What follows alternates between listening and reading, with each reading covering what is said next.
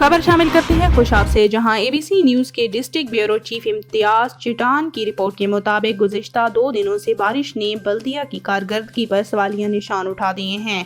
तफसीलात के मुताबिक रात को होने वाली बारिश ने न सिर्फ जोहराबाद के बाजारों को मुतासिर किया, बल्कि रोजमर्रा की खरीदारी के लिए आने वाले शहरियों की भी मुश्किलात में शदीद इजाफा हो गया है।